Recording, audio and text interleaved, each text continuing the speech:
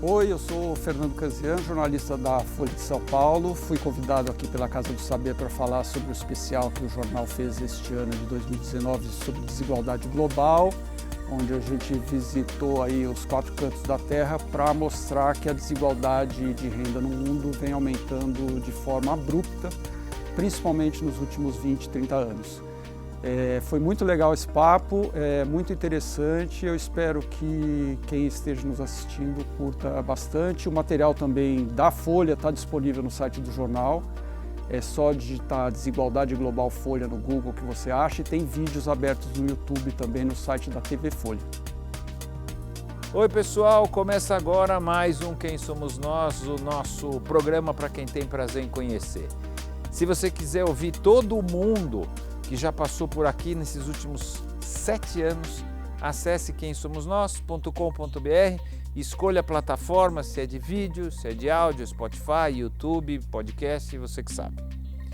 Hoje nós vamos começar uma série sobre um dos maiores problemas mundiais, que é a desigualdade. Por que ela tem aumentado tanto entre ricos e pobres e o que a gente pode fazer para tentar resolver essa questão?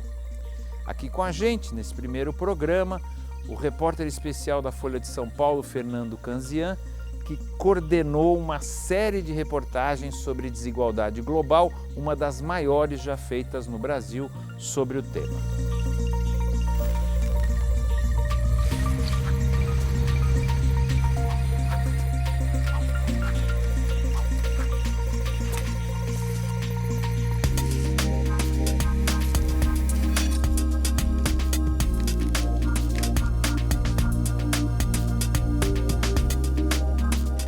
Quem é você? Bom, eu sou Fernando Canzian, sou jornalista da Folha de São Paulo e sou formado em jornalismo. Tenho uma pós-graduação em jornalismo pela Universidade de Navarra, estudei filosofia na PUC aqui em São Paulo e tenho também um curso de formação em psicanálise, que trabalho como jornalista desde 1986. E psicanalista também? Não atuo como psicanalista, mas eu estudo até hoje, fiz um curso de formação nessa área, terminei há 2 anos e ainda continuo estudando, né? A gente tem uns grupos de estudo, etc. É uma área que eu gosto muito, né? Além da filosofia, né? A filosofia é uma coisa mais estrutural, a psicanálise é uma coisa mais universal, eu acho. Mesmo assim. com Freud sendo bastante contestado e tal, você está junto? Eu acho você ainda está firme? Total. Freud e Lacan, eu acho que são ali muito... explicam muita coisa que a gente... Assim, eu entrei nessas por curiosidade pessoal, né? Eu estudei filosofia e aí uma hora eu cansei da filosofia. Minha orientadora, que é uma alemã, a Jean-Marie Ganeban, que ela é tradutora do Walter Benjamin no Brasil, ela que falou, vai estudar psicanálise. Aí eu fui e me apaixonei, assim, descobri Jesus ali, como se diz, né? E é muito interessante, assim, é uma área que eu gosto muito. Além do jornalismo, claro, que é a minha profissão da vida, né? Trabalho nisso há todo esse tempo, comecei na Gazeta Mercantil. Por que você escolheu o jornalismo? Vamos voltar um pouquinho. Você chegou e falou, vou ser jornalista? Não, assim? foi meio que uma coisa muito assim da vida mesmo. Eu na verdade, vou ser publicitário, né? Eu entrei na Faculdade de Comunicação Casper Libero no curso de publicidade. E no meio do curso... Você trocou para jornalismo? Eu troquei por jornalismo. Achei que tinha mais a ver com o que eu estava experimentando naquele momento, era um momento pós-diretas já, eu fiquei empolgado com aquilo, participei ali daquelas manifestações e tal. E que acabou, é na Paulista, né? Então, a Paulista. É bem ali na faculdade. Eu morava atrás da faculdade, ali na São Carlos do Pinhal, ali embaixo. Então acabou que me envolvi com o pessoal da faculdade também e acabei entrando. E por que você escolheu nessa. Publicidade antes? Não sei, eu acho que era uma coisa que eu gostava. Não sabia o que fazer, vou fazer Não é isso, eu gostava, eu achava a linguagem da publicidade um negócio legal, assim, e tinha um... Eu acho que isso é o quê, 90? Eu entrei na Casper Libero em 1986. 86. e 86. Era um curso, foi a última turma de um curso de 3 anos que tinha na Casper Libero. Então me livrei logo da faculdade também, foi ótimo. E antes de terminar eu já estava trabalhando, eu comecei trabalhando na Gazeta Mercantil, que era aquela escola maravilhosa. E até hoje essa turma está aí no Jornal do Valor Econômico, né? E eu conhecia muito o Celso Pinto, que foi o cara que criou o Valor Econômico, era o esteio lá da Gazeta Mercantil. Eu namorava a irmã dele, a Estela. E aí então eu me envolvi muito com esse jornalismo de economia, macroeconomia, etc. Aí trabalhei um tempo na Veja, até 90. Aí tinha aquelas madrugadas horríveis. Nessa área? Nessa área, sempre olhando economia? Sempre economia. Você nunca quis estudar economia? Eu acho que eu estudo muito, né? Leio tudo que sai. Sim, mas de fazer algo? De fazer aula, acho que não. Eu tenho uma cabeça muito mais de humanas, assim. Eu acho que eu teria muita dificuldade com a questão de cálculo, matemática. Meu irmão é físico, meu irmão mais velho. Eu via ele nas madrugadas fazendo aquelas contas, quando a gente era adolescente, eu falava, como é que esse cara pode, entendeu? Fazer um negócio. Então, acho que não é para mim. Então, você estava na Veja? Aí eu estava na Veja, trabalhava. A Veja, naquela época, era para a internet, né? Então, tinha umas madrugadas horríveis que você tinha que fechar a revista e saía de lá, entrava, às vezes, eu me lembro que eu entrava na Veja, às vezes, na sexta-feira para fechar, a faxineira tinha chegado à tarde, às 3 da tarde, eu estava lá trabalhando. E aí eu continuava trabalhando, ela ia embora, aí eu ficava imaginando que ela chegou em casa, tomou banho, deu janta para os filhos, etc. Daí ela voltava no dia seguinte, eu estava lá ainda. Eu falei, cara, isso não é vida, né? Aí fui morar em Londres. Fiquei 1 ano e meio morando em Londres, basicamente gastando o dinheiro que eu levei e me divertindo. E aí acabou o dinheiro, arrumei uns trabalhos lá, aquela coisa de pessoas muito jovens, né? Que foi uma experiência maravilhosa. A primeira vez que eu saí do Brasil, tinha 21 anos, fiquei lá, a gente morou, fui com a Estela, irmã do Celso, e a gente teve uma vida bem underground lá, foi muito legal. Assim, uma época boa também, época boa, a gente morou aqueles apartamentos invadidos, foi espetacular, assim. A Estela é música, tocava no metrô, a gente conheceu uma cena muito legal lá dessa época, né? Aí voltei para o Brasil, trabalhei mais um pouco na Gazeta, de novo a segunda vez, depois entrei na Folha em 91 e estou lá até hoje, na Folha. Na Folha eu já fiz de tudo, fui editor de política, secretário de redação, responsável pela redação como um todo, né? Fui correspondente nos Estados Unidos 3 vezes, saí para estudar, voltei, saí de novo para estudar. Então, assim, eu estou lá há 27 anos, 28 anos, mas foi um período que eu fiz muita coisa diferente, né? Então, assim, não cansou de ficar no mesmo lugar, né? E a Folha, eu considero, senão não estaria lá até hoje, assim, um jornal muito legal, assim, de trabalhar, muito dinâmico. O Otávio Frias Filho, né, que faleceu ano passado, era um cara, assim, excepcional. Eu tinha uma relação ali, não era próxima, mas, enfim, ele era o chefe, né? Mas muito respeitosa, eu gostava muito dele. Então, eu tenho um apreço muito grande pelo jornal, né? E fui ficando e estou lá até hoje. E agora, ultimamente, o que eu tenho feito, como esse projeto aí da desigualdade, é tentar desenvolver projetos maiores, né? Você pega um tema e destrincha. Eu pego um tema, exato. A gente tem feito... Eu fiz até 2013, a Folha foi convidada pela TV Cultura, assim como outros órgãos de mídia, a ter um programa, um horário na grade da TV Cultura. E eles convidaram a Folha, a Veja, o Jornal Valor e o Estadão. E só a Folha acabou levando à frente esse projeto, então a gente montou um órgão dentro do jornal, da redação da Folha, para fazer vídeos também, que é a chamada TV Folha. É dessa época. E a gente fez um programa que era exibido na TV Cultura, todo domingo, durante 2 anos e meio, esse programa ficou na grade deles. Então foi legal também porque eu desenvolvi essa linguagem do vídeo para o jornal. A gente implantou eu e o João Weiner, que é um diretor de vídeos também, a gente implantou essa cultura de vídeo dentro da redação. E eu agora, tudo que eu faço, esses grandes projetos, eu faço em vídeo, porque é uma linguagem muito acessível para os mais jovens principalmente, né?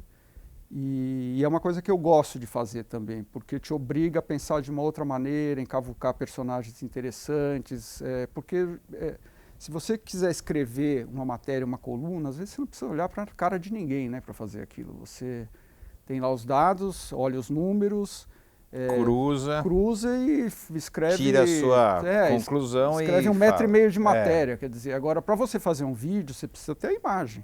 A pessoa precisa estar falando, então é muito interessante assim você trabalhar com isso, né? Então tudo que eu faço agora a gente faz em vídeo também. E temos desenvolvido alguns projetos também que é mais a questão de políticas públicas, né, no Brasil. O Brasil é um país que tem um histórico de bons dados econômicos. O IBGE, o IPEA são órgãos fundamentais e importantes, aí, bastante competentes, né? Sérios. Tem o histórico, né? Estofo, etc., bons pesquisadores, é maravilhoso essa parte.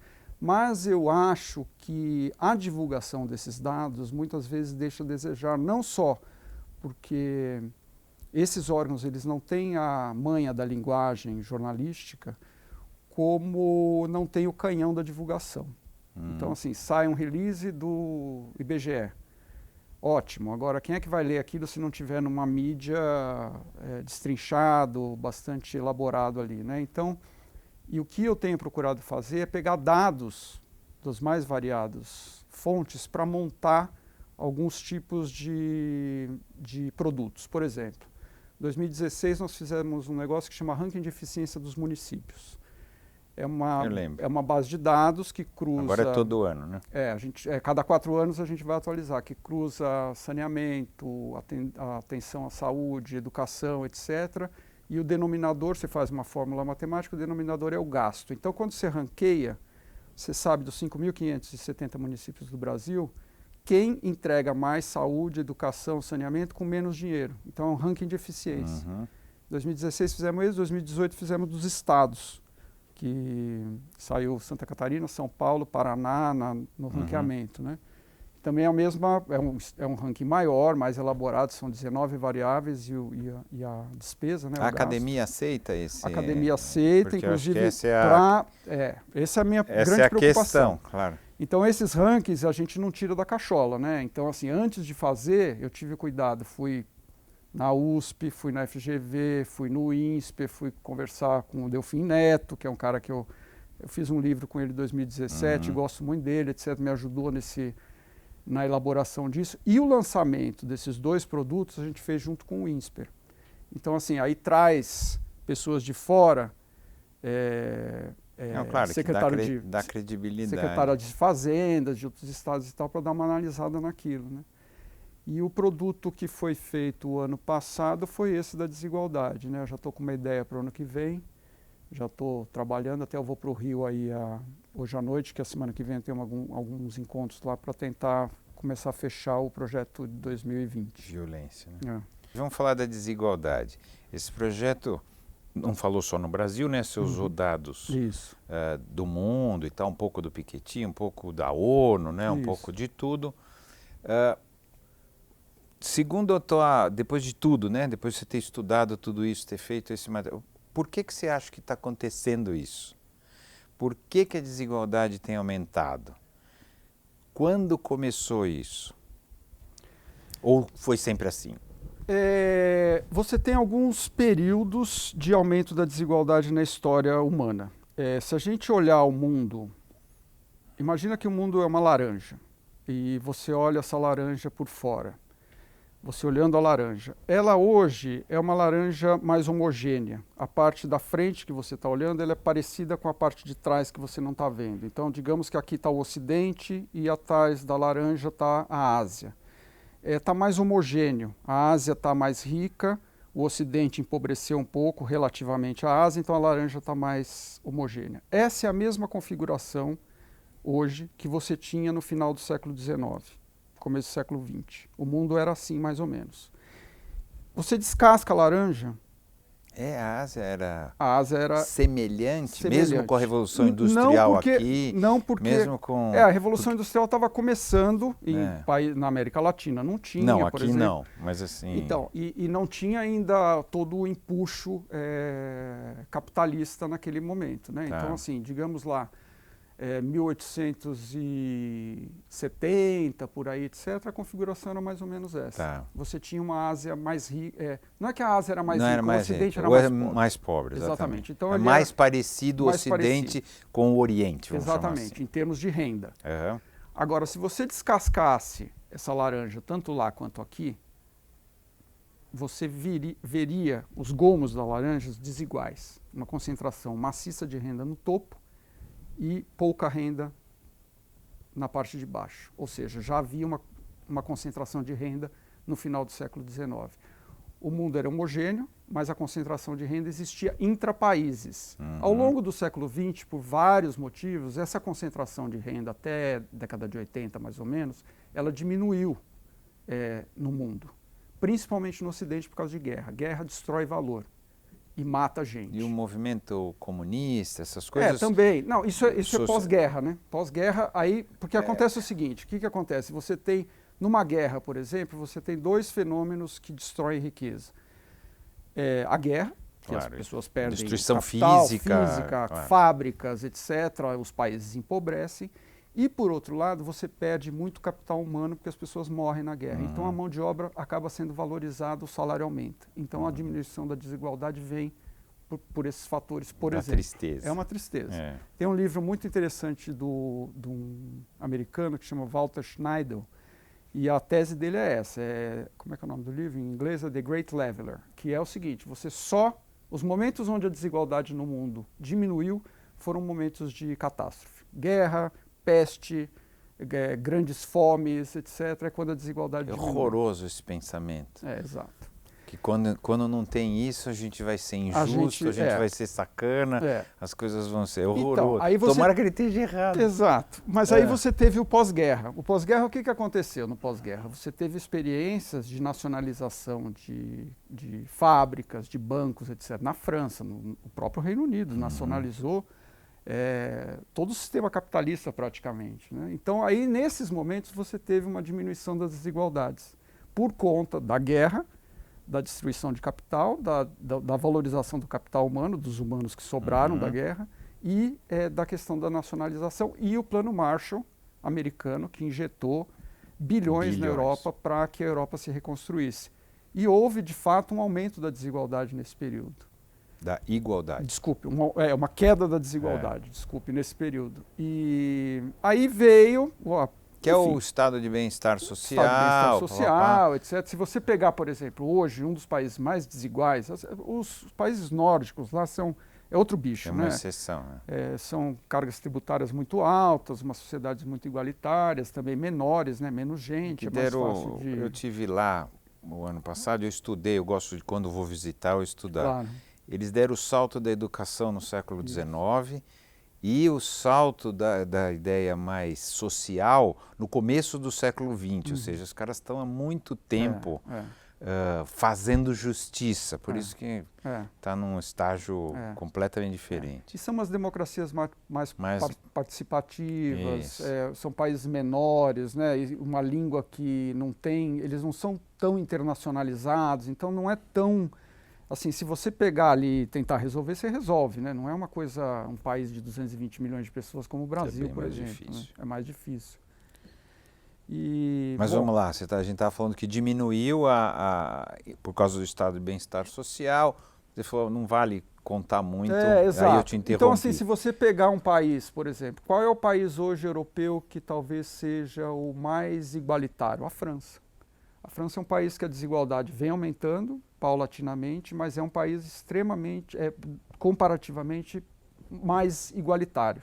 Agora, você vai em Paris, meu amigo, é manifestação todo dia, né? Os caras estão ali, quer tirar direitos, é porrada, né? Estão aí os coletes amarelos, há mais de um ano quebrando tudo, né?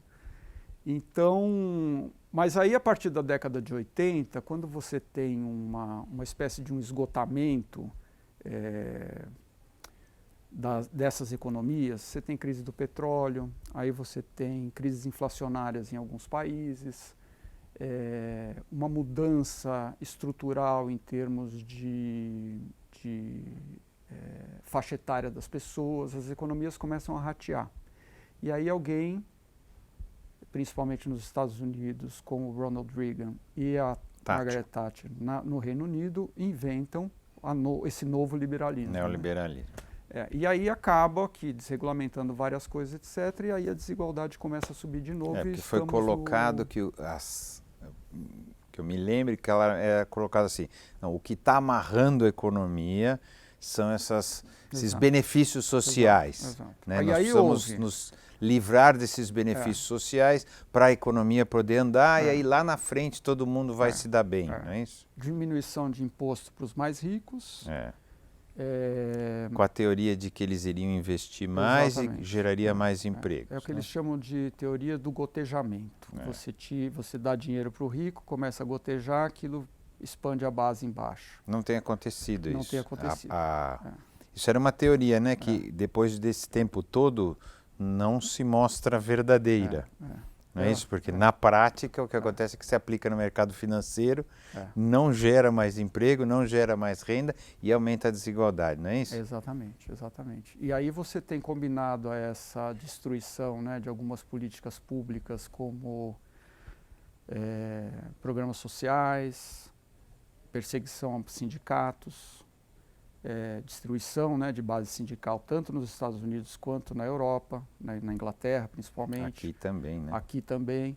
Aí você tem, aliado a isso, você tem a financiarização do capital, né? Que antes, até a década de 80, anos 90, a gente se lembra, né, não era tão simples você fazer o tipo de operação financeira que você faz hoje apertando o botão no seu computador, né?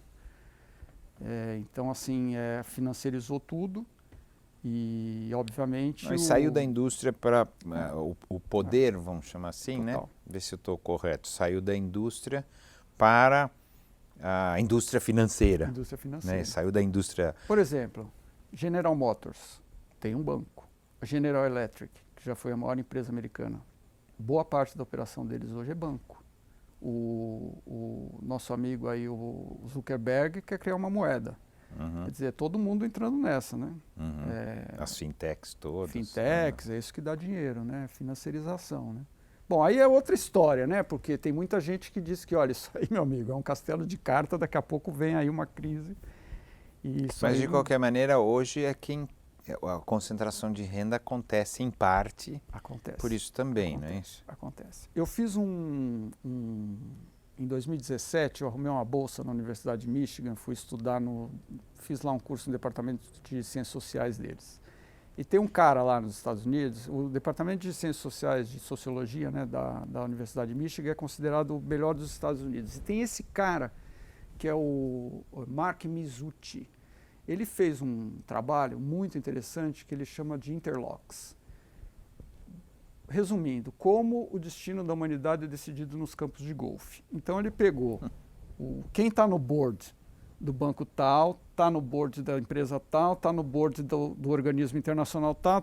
Então tem 100 pessoas ali que decidem tudo. Quase tudo. E os caras estão em banco, estão em empresas, estão em organismos internacionais, quer dizer, então é isso, né? É essa elite, o 01, né, digamos assim, que decide.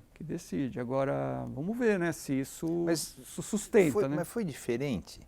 Na época dos reis ou antes, nos impérios, voltando lá para trás, foi diferente em algum momento? Então... Fora esse intervalo, que em termos históricos é ridículo. A diferença... Depois da Segunda Guerra, fora esses 40, 50, foi diferente?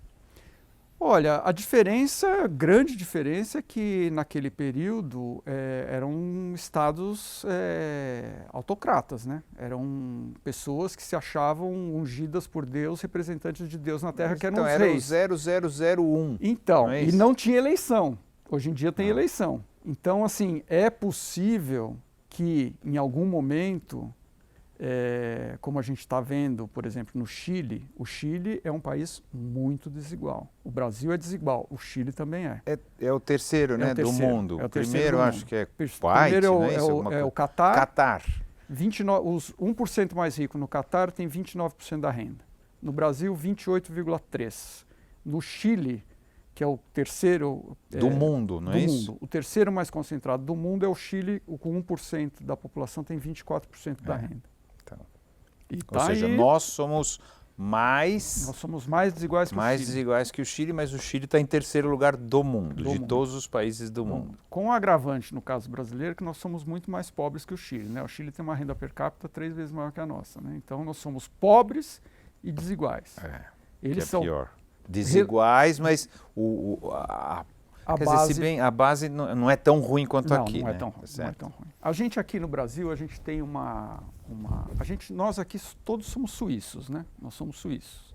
Certeza absoluta. Total. A gente vive em outro país. Outro toma café de vive R$5, em outro país. etc. Privilégio absoluto. Não tem nenhum tipo de comparação com o que acontece no resto do Brasil, né? Então, para a gente ter uma ideia, 66% das famílias brasileiras, elas vivem com menos de R$3 mil por mês. Então, família, é renda familiar, exatamente. Juntando todo mundo. As famílias brasileiras, hoje, elas têm em média 3 pessoas, segundo o IBGE. Então, você tem 66% da população vivendo em famílias que sobrevivem com R$3 mil por mês. Que é uma mensalidade de uma escola boa em São Paulo para qualquer criança que esteja no ensino particular, né? Eu sei. E a desigualdade. Aí a escola, o cara paga R$3.500 na mensalidade no Bandeirantes ou em qualquer outra escola e depois ele vai estudar de graça na USP.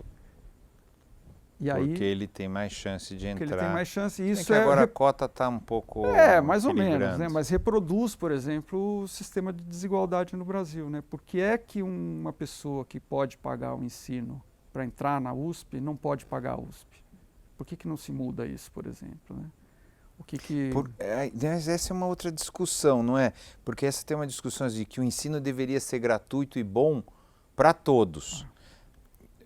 Não estou defendendo porque eu não tenho condição de aprofundar o assunto, mas o discurso é, se você começar a pagar a USP, tudo vira privado, vamos dizer assim, né?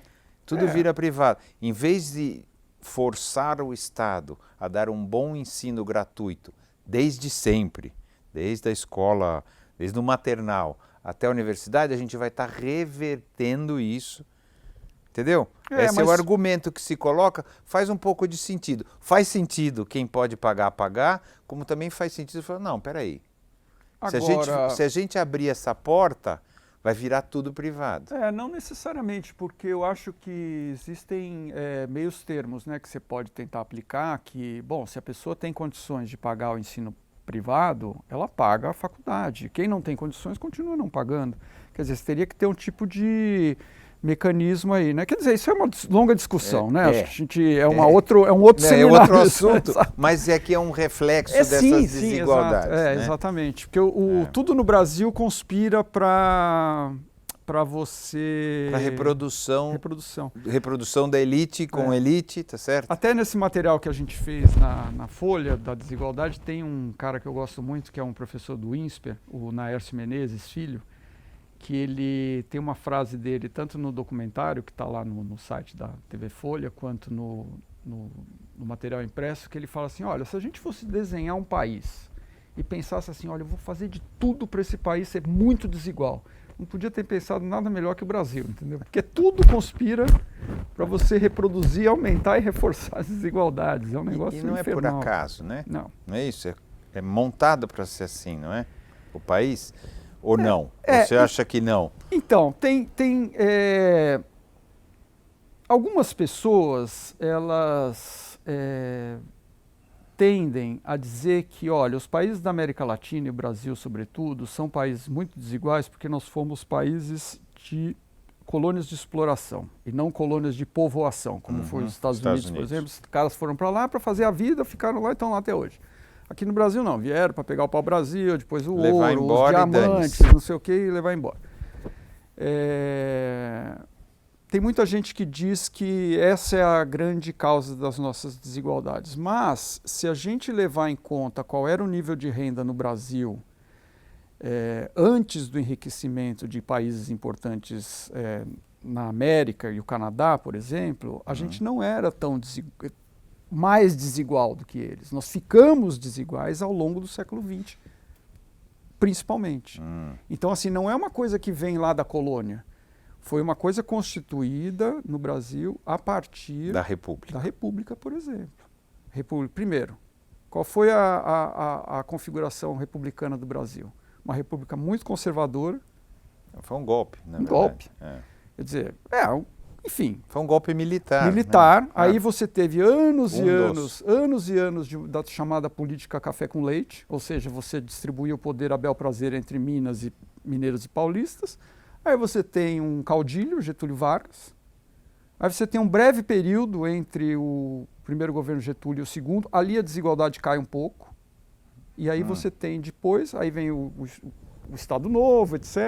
E você tem aí depois a reprodução das desigualdades ao longo dos últimos anos. Principalmente, você teve um período de acentuação, que acentuou muito a desigualdade, que foi o período hiperinflacionário no Brasil também, né? Que inflação, o final da ditadura protege, e o começo começo do fim, depois já quando era da nova república. E a ditadura no Brasil concentrou muito a renda. Talvez se a gente não tivesse tido esses 2 décadas e tanto aí de ditadura, o Brasil talvez fosse um país menos desigual, porque a sociedade ela teria tido condições de reclamar e segurar um pouco a teoria de que o bolo precisava crescer primeiro para depois distribuir. Então, né? dizem que foi o Delfim, não é isso que ele falou isso? Ele falou que nunca disse isso. Ele disse então, que não... você falou que gosta dele, por isso eu não pude deixar de falar isso. Ele disse que nunca falou. Agora... assim, que é uma frase famosa consagrada. Do Delfim. Dizem que é dele. Não, primeiro vamos fazer crescer, depois a gente divide. Exatamente. Que é uma falácia, todo mundo sabe disso, né? Mas ele disse que não falou. Ele disse que não falou, que nunca falou essa frase desta maneira. Enfim. Mas, enfim, o fato é que estamos aí, né, 2019, entrando em 2020, com essa desigualdade horrenda, que a última recessão aí, que começou em 2014, final de 2014, terminou em meados de 2016, acentuou a desigualdade. A gente teve, se eu não me engano, agora 14 trimestres de aumento da desigualdade constantes nesse período.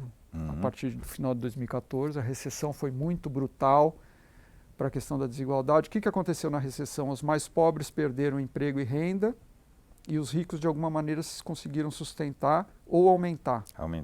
Então, a desigualdade que vinha diminuindo ao longo dos anos governo Lula, um pouco... E o primeiro da Dilma, um pedaço do primeiro da Dilma, depois estrambelhou tudo, mas... a partir de 2014 a desigualdade aumentou e a miséria que vinha caindo sistematicamente no aumentou Brasil de novo, aumentou né? também. Hoje nós temos no Brasil 13% da população brasileira é considerada miserável. Ela vive com menos... Abaixo da linha de pobreza, não é isso? Ela vive com menos de R$232 por mês. É uma loucura. 13% da população brasileira, o que é equivalente à população inteira da Austrália, por exemplo. 24 milhões de pessoas.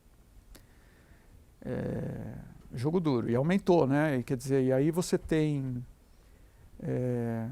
um pouco do que a gente, ao longo dos últimos anos, aí até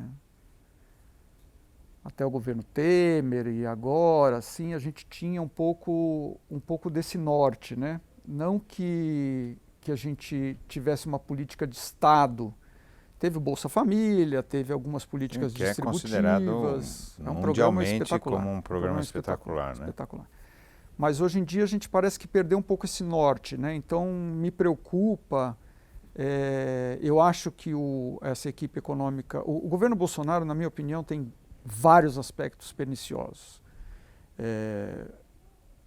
Uma linguagem violenta, excludente, etc. Mas antidemocrática, AI-5 para lá, AI-5 para cá, isso é uma loucura.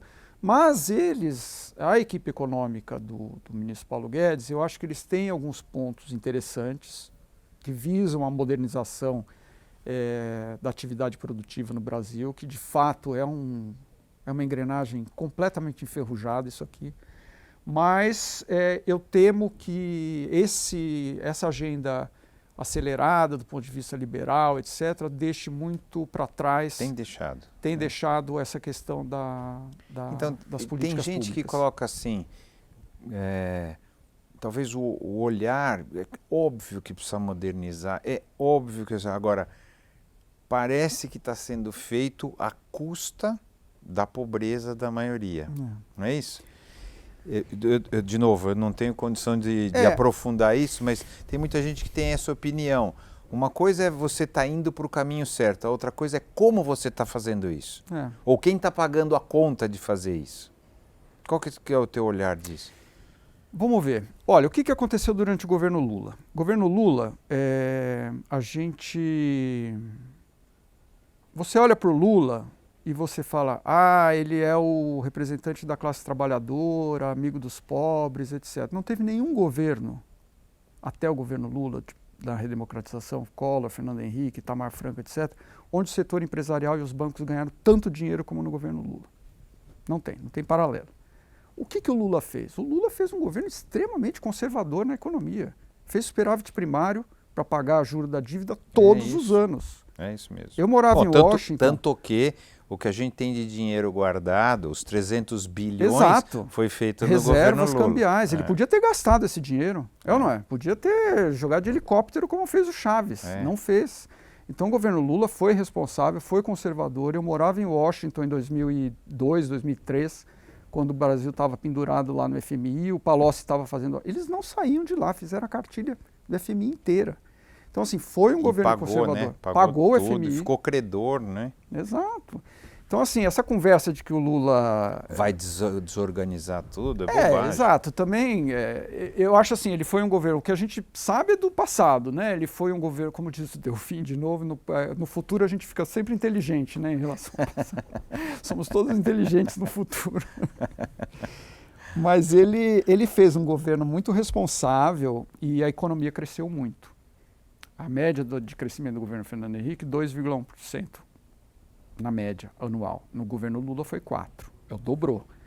E isso que aconteceu, aumentou a arrecadação, o aumento da arrecadação permitiu fazer Luz para Todos, Bolsa Família, Minha Casa Minha Vida, ProUni, isso aí, dinheiro não nasce em árvore, né? Claro, então, assim, ele arrecadou e fez os programas sociais. Agora, a distribuição de renda foi feita com esse dinheiro. O que o pessoal aí do nosso ministro agora, o Paulo Guedes, está fazendo é primeiro tentar arrumar as contas públicas, que estão um desastre, né? A gente está saindo de uma recessão brutal. O PIB caiu 8 pontos, quer dizer, é um negócio, é como se tivesse tido uma guerra no Brasil. Quase guerra. Entendeu? E a gente está crescendo há 3 anos 1% ao ano. Então, se a gente crescer 2% ano que vem, é um copo meio cheio, não é um copo meio vazio, porque todo mundo fala, 2% de crescimento, que horror. É que não é suficiente, Sim. Não é isso? Quando as pessoas criticam, é no sentido de precisar ser muito mais. Não dá para ser muito mais, mas precisaria ser muito mais. Mas tem um aspecto interessante nesse momento do crescimento brasileiro, que é assim, o PIB ele é composto de demanda pública e demanda privada. O setor público no Brasil tem uma carga tributária de 35%, tem um déficit de 5%, então o setor público no Brasil ele representa 40% da economia. O setor privado, 60%. O setor público, a partir do governo Temer, parou de gastar. Está lá o Mansueto Almeida, secretário do Tesouro Nacional, conheço muito bem, Mansueto, mãos de tesoura, está cortando tudo. Então o setor público não está gastando. Então esse crescimento de 1%, que a gente pode ter esse ano, 1,1, sei lá, 2 ano que vem, é setor privado. Que e no privado o gasto das famílias representa 70% desses 60%. Exatamente. Né? Então, assim, é um crescimento neste momento mais saudável e sustentável do que se o setor público endividado com déficit estivesse botando dinheiro. Por isso que o Brasil está crescendo muito pouco agora, porque o setor público não está gastando nada. Tem um gráfico interessante que eu até publiquei numa coluna outro dia, que você pega o PIB está crescendo 1, Aí o gasto privado está crescendo 2 e pouco e o gasto público está caindo 1,6. Então, se está crescendo 1, porque... Por causa do privado. Se o gasto público tivesse aumentando, acompanhando, a gente estaria crescendo 2,5, mas e era sustentável? A dívida pública batendo 80% do PIB? É que como o gasto das famílias representa 70% do PIB, né? Tem gente que coloca assim, mas se a gente der mais dinheiro para as pessoas, de alguma maneira, aumentar o salário mínimo, sei lá, tem 1000 fórmulas, o país vai crescer mais e vai dar mais certo. E não precisaria submeter as pessoas a cair abaixo da linha de pobreza. Tem um olhar que é assim, não é isso? Já que representa tanto. Então, mas existe uma discussão acadêmica de um negócio chamado, é um nome, um palavrão, que se chama dominância fiscal. O que é a dominância fiscal? É um break-even point, é um ponto ali que quando as contas públicas chegam num determinado momento de déficit e aumento do endividamento... Em relação ao PIB. Em relação ao PIB. Tudo tem que ser olhado em relação ao PIB. Né? Então, o Brasil, há 5 anos atrás, ele devia, o setor público brasileiro, ele devia cerca de 50% do PIB. Hoje deve 80%. Em 5 anos, nosso endividamento aumentou 30 pontos. É muita coisa. Ou seja, que o PIB caiu também, né? O PIB caiu também. Então tem as duas coisas, né? Mas a gente está numa rota de vamos quebrar. Olha, aí nego fala, não, porque veja os Estados Unidos. Os Estados Unidos têm, a endividamento é 100% do PIB, o Japão 200% do PIB. Agora, meu amigo, os Estados Unidos têm uma máquina que imprime uma moeda que chama dólar. A zona do euro também, 100% de endividamento. Tem uma máquina que imprime, nós imprimimos reais. Olha quanto é que está valendo o real hoje.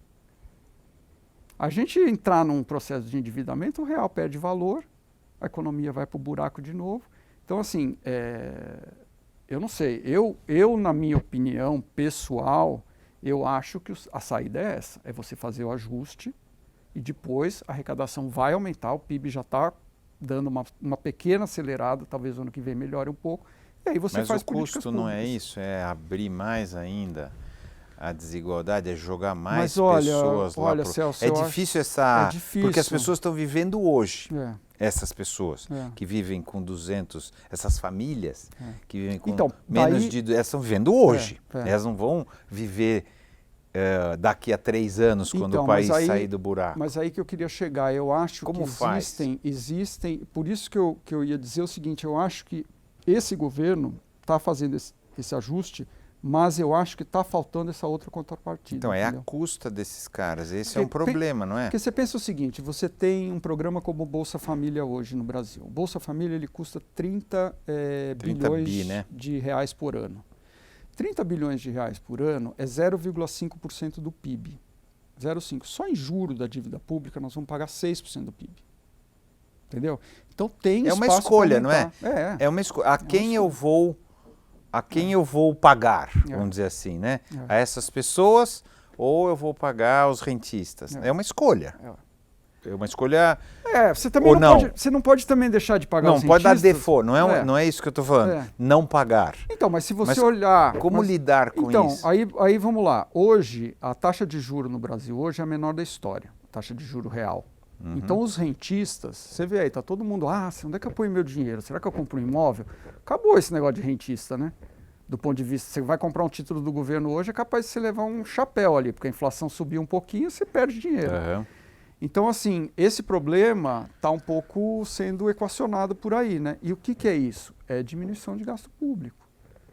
O juro, a taxa de juro, nada mais é do que o preço do dinheiro.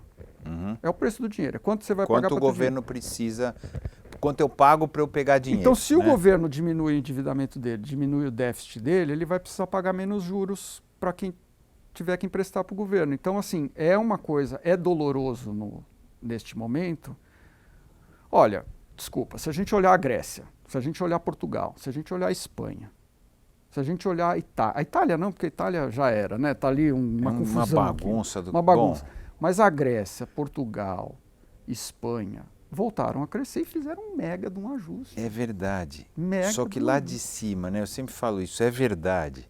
Só que eles caíram de um lugar muito acima do Brasil. Sem dúvida. Então as pessoas não ficaram submergidas. Não, aqui você perde... Então o problema dos seres humanos, eu estou falando de um problema humano mesmo. Tudo isso é verdade, mas tem um problema humano.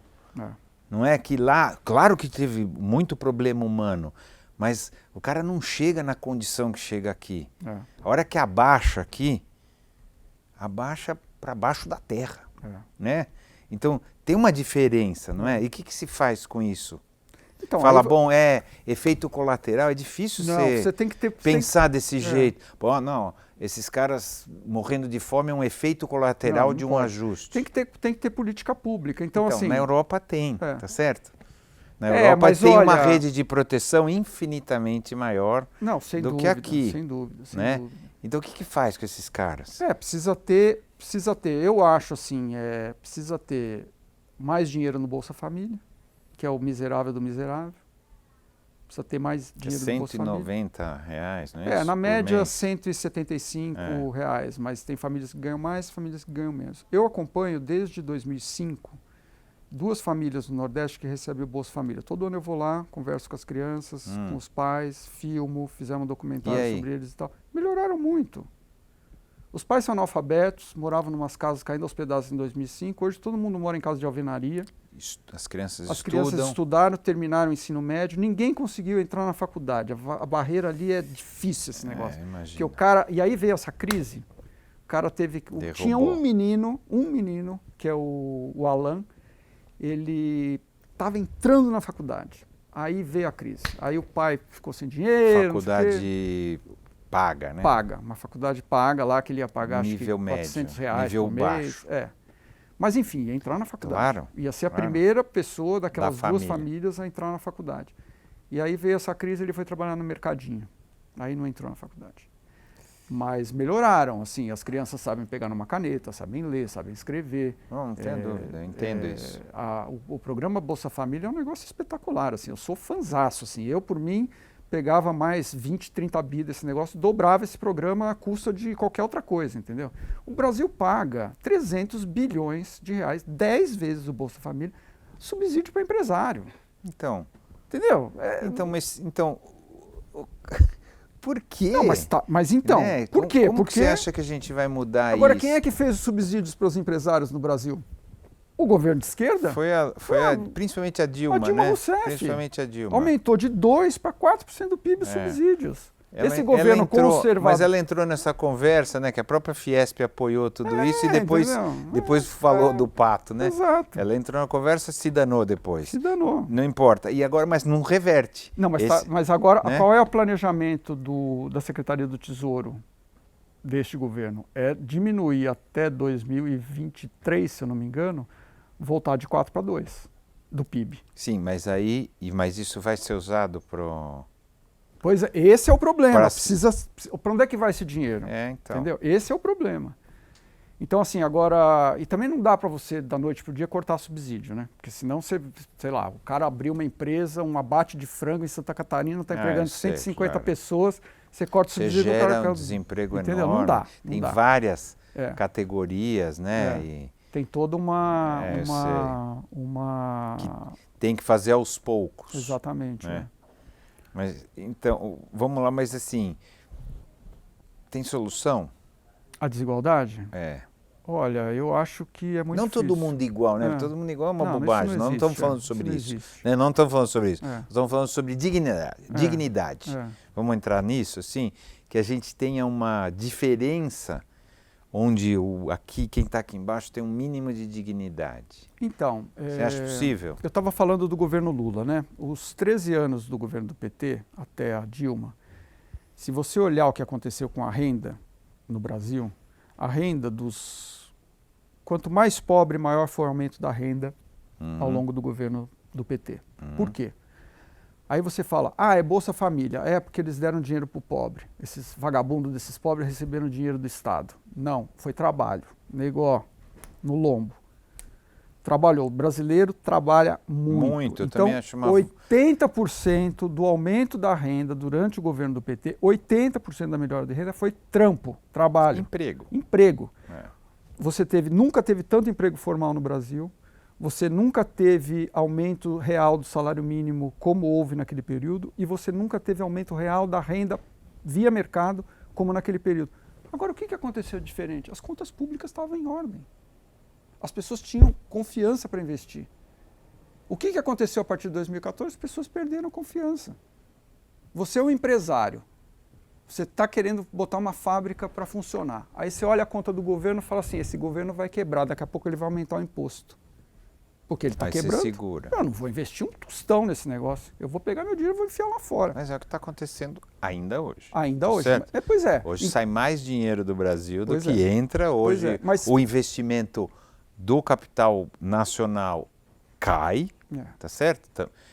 Nós estamos acontecendo uma situação... eu acho que a gente está num momento interessante, assim. Vamos ver o que vai acontecer nos próximos 3 ou 4 meses. Se vai haver... O problema é o seguinte, esse governo não ajuda, né? Eles são bullying, né? Toda hora que o negócio parece que está dando uma acalmada... É a própria oposição, eles são governo e oposição ao mesmo tempo. Exato, tem uma pulsão de morte aí, digamos, na psicanálise aí, que é um negócio interessante, porque toda vez que o negócio parece que vai engrenar, vem alguém e fala alguma coisa e o empresário que estava ali se animando fala, mas até agora foi o próprio Guedes que fez isso. Pois é. Isso é uma coisa que eu acho que é uma barbeiragem, né? Porque o Guedes era tido, pelo menos pela área financeira, econômica, como o equilíbrio, não é isso? E na hora que ele dá essa derrapada do AI-5, na hora que ele dá essa derrapada de também falar, dane-se o dólar.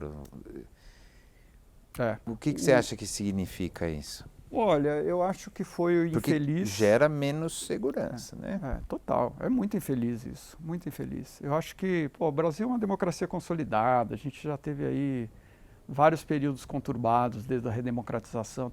A cada 4 anos, a cada 2 anos tem eleição, urna eletrônica, todo mundo vota, um negócio vibrante. Você vem, cara, vem falar de AI-5.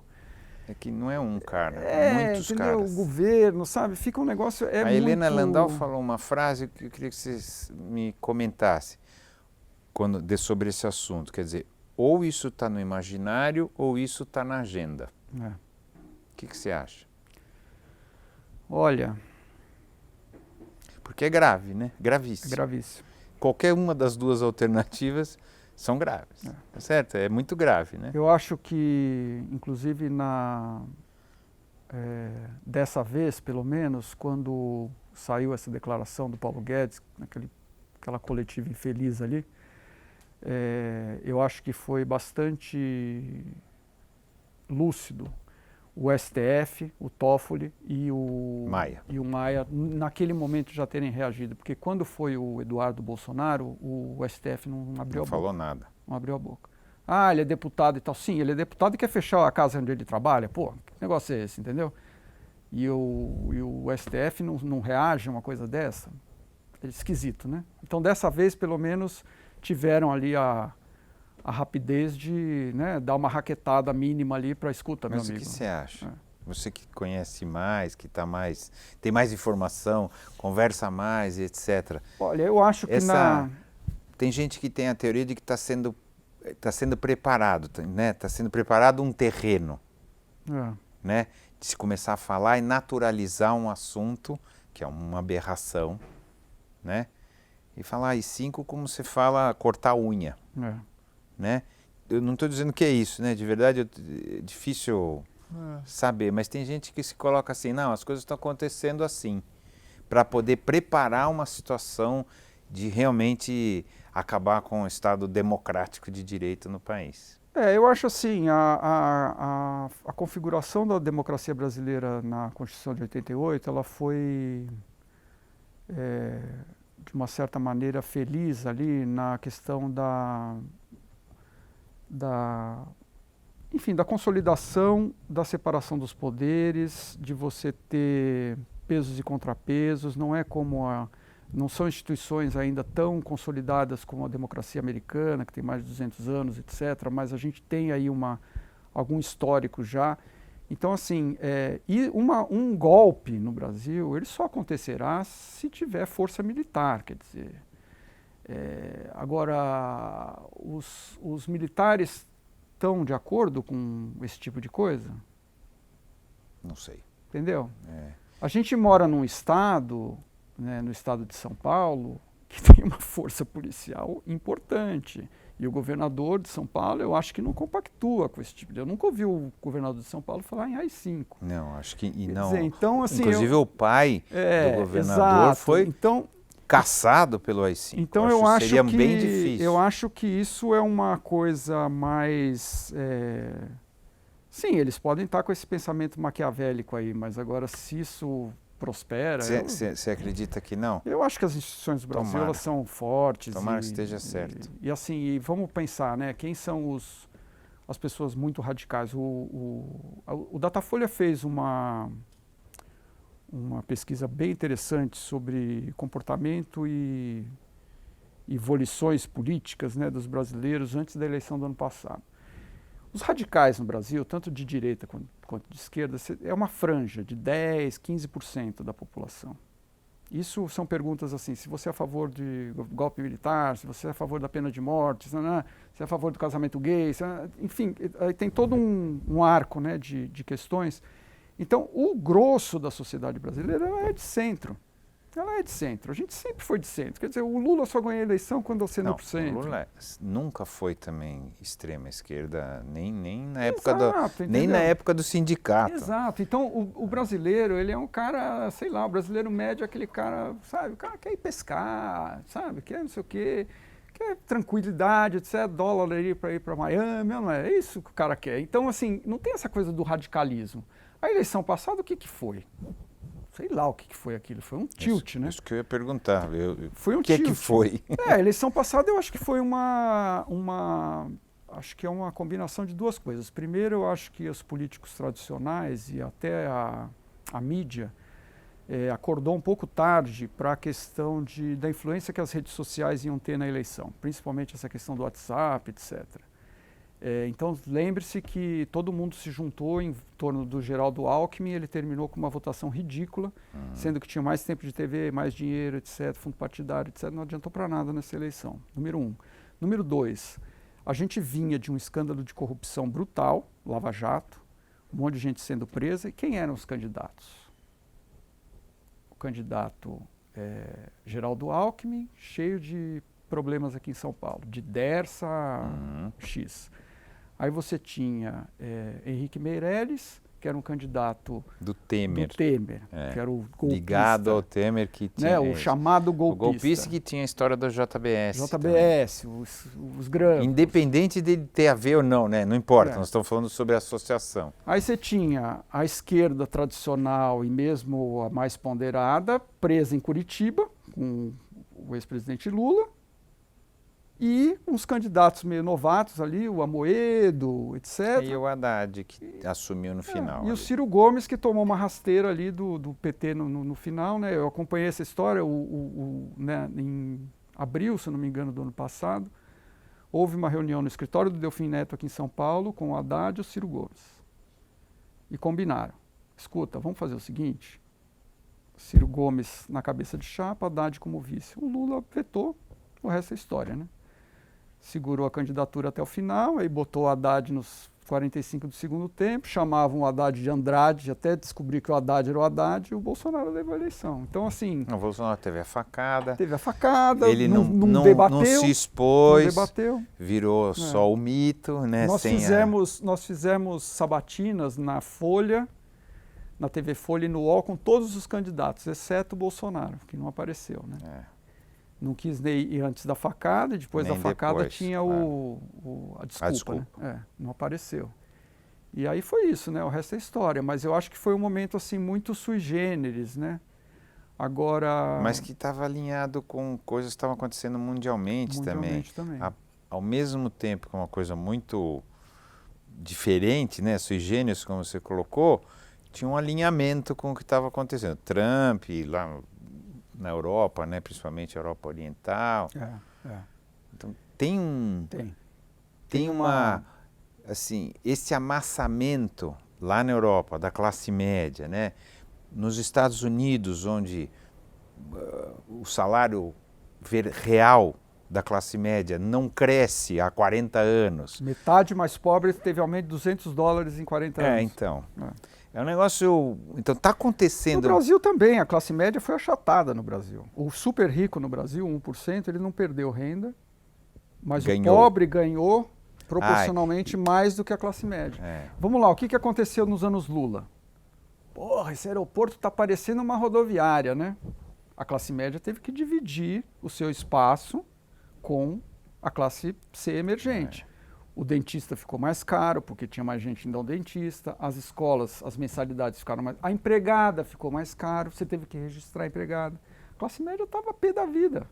Aí aparece... Injustamente. Mas é o que tinha que ter acontecido. É o que tem que passar pelo... O país tem que passar por isso. Não passar pelo empobrecimento das pessoas. A gente tem que passar pelo enriquecimento das pessoas. Nós não vamos ter paz aqui enquanto isso não acontecer. Exato, mas aí Quando que a gente vai conseguir ter paz?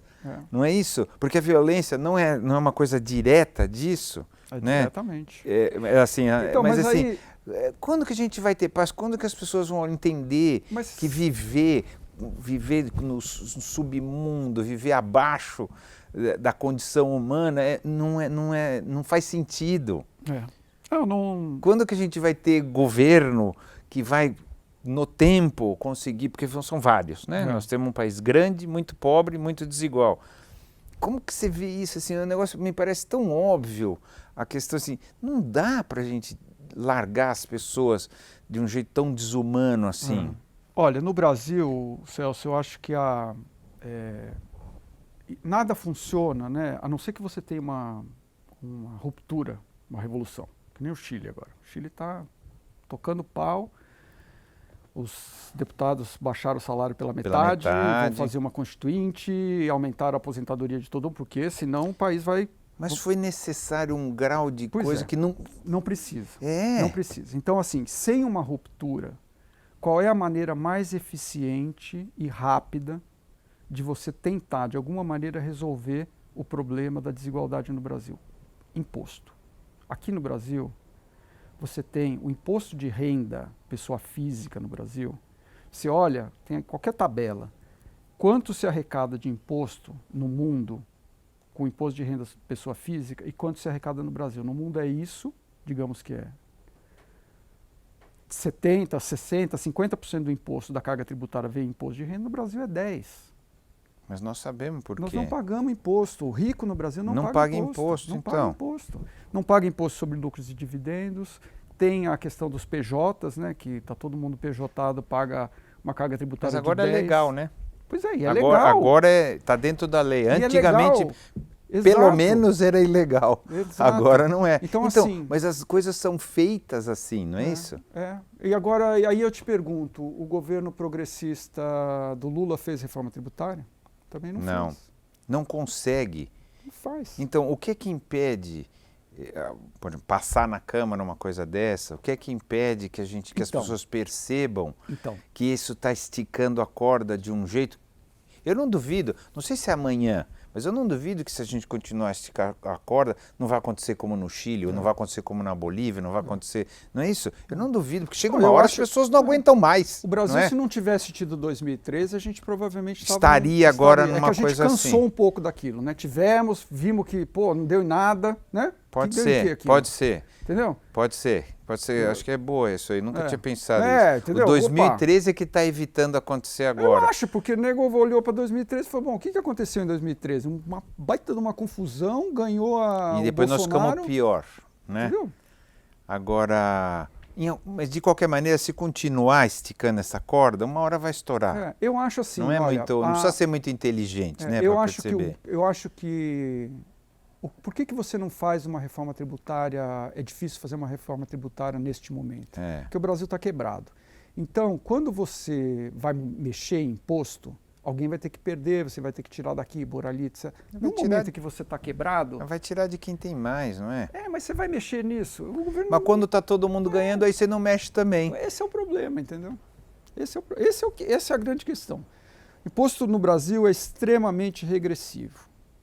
O pobre paga proporcionalmente muito mais imposto. É imposto sobre gasolina, é imposto sobre energia elétrica, é imposto sobre o gás. O cara compra um pacote de bolacha de R$2, metade é imposto. Quer dizer, é um negócio inacreditável. E o rico não paga imposto, né? O cara tem rendimento de ações no mercado, não paga. tem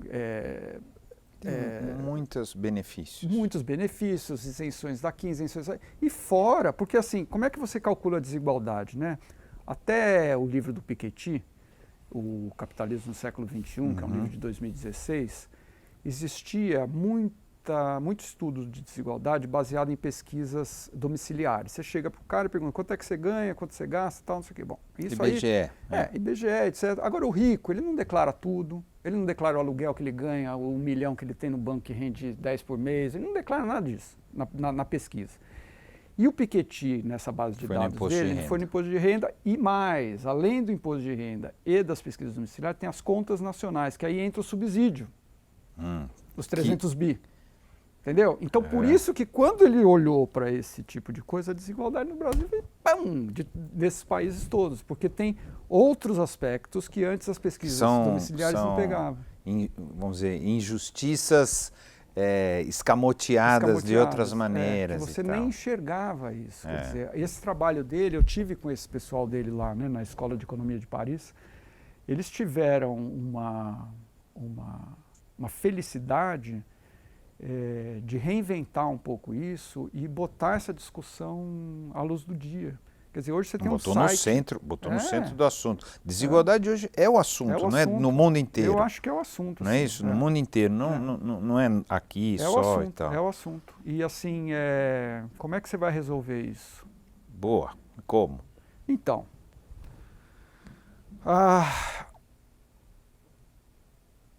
existe uma coisa que se chama fuga para o mais barato. O que é isso? É o que aconteceu, por exemplo, na Ásia. Né? Você China, né? queria produzir mais barato, você foi para a Ásia. E existe também a fuga para o mais barato na questão dos impostos. O Gerard Depardieu virou cidadão russo. Eu sei. Entendeu? Então, assim, se não for um organismo global que vá tomar conta, a OCDE, a Organização dos Países Ricos, eles estão tentando organizar alguma forma de tributação global.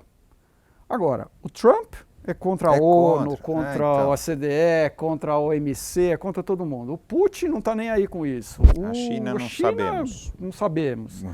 Então, assim, é muito difícil você resolver isso de uma maneira global, porque esses organismos estão desacreditados até pelos eleitores que votam em Trump. E o movimento não é de globalizar, não, né? É desglobalizar. Apesar dos problemas estarem cada vez mais globais, né? Tanto aquecimento, né? Os climáticos, os financeiros e etc., as soluções estão cada vez mais, ou não é que é a solução, mas a tentativa de solucionar, ou pelo menos o discurso é cada vez mais nacional. Doméstico, Então tá bom, e daí?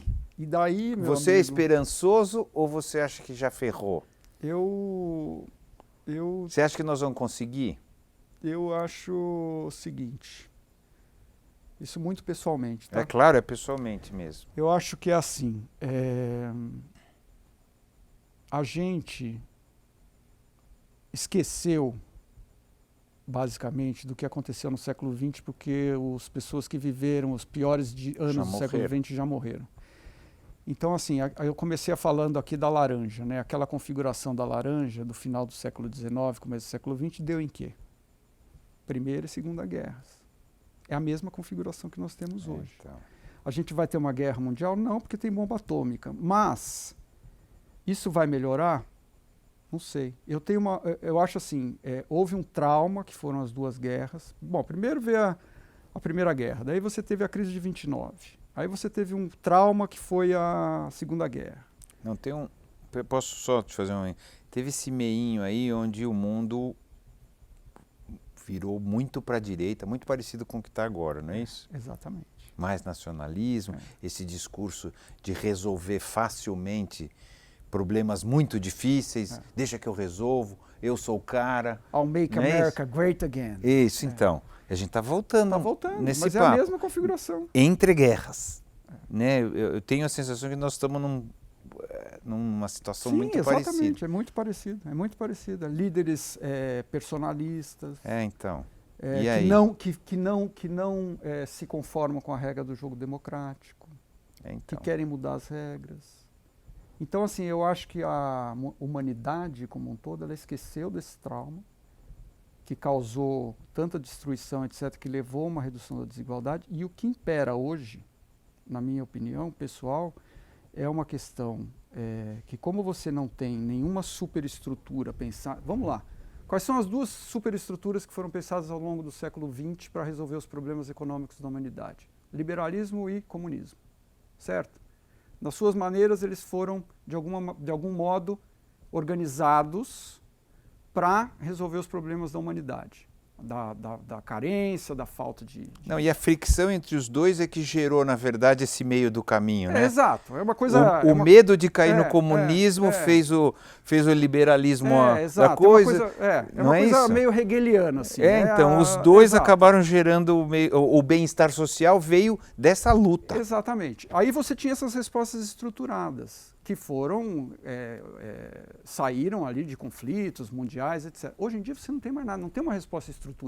Tem o tal do neoliberalismo que é um absurdo. Assim. O neoliberalismo é a não resposta, né? Nesse caso. Exatamente. Então, assim, o que você tem, então, o que está imperando hoje, na minha opinião? É um darwinismo com uma pulsão. Salve-se quem puder. Com pulsões freudianas de acumulação. Pode uma pessoa ter esse 0,1% do dinheiro que tem para essa existência dele? Exatamente, para quê? Para essa existência que não vai durar mais 30 anos. Cara, entendeu? Meia dúzia de negro tem metade do que a Terra inteira tem. O cara, entendeu? É um negócio bizarro. Então, assim, é uma coisa muito... É uma pulsão, assim, falou do Freud, é uma pulsão freudiana clássica essa, entendeu? O cara é aquela coisa de... Entendeu? Uma ânsia de... Preencher um buraco enorme. Que não vai preencher muito. A primeira mamada já foi, meu amigo. Não vai ter, entendeu? Não vai ter a primeira mamada de novo, cara. Então, um bom momento para a gente fechar. Eu fecho sempre com a mesma pergunta. Quem você acha que nós somos, seres humanos? Quem somos nós? Nós, os bípedes? Isso. Eu sei lá, eu acho que nós somos... seres organizados fisiologicamente com que a evolução nos proporciona. E voltando aí à questão da psicanálise, eu acho que é muito regido pelo império das pulsões, sabe? Se a gente não tiver um pouco de consciência disso, por que eu faço isso dessa maneira? E não atribuir isso a essa carga pulsional que te leva, às vezes, ao iceberg, não vai ter muito jeito, entendeu? Eu não vejo, assim, a humanidade... enfim, meu irmão, que é físico, ele sempre dizia, quando a gente era muito adolescente, essas questões filosóficas de moleque, né, que a gente ficava pensando, ele olhava para mim e falava assim, mas eu, todo idealista, né, ele falava assim, mas Fernando, o mundo não caminha para nenhuma estrela brilhante, entendeu? Não é por aí. Mas acho que não mesmo. Entendeu? Então, mas é um desejo você querer, né?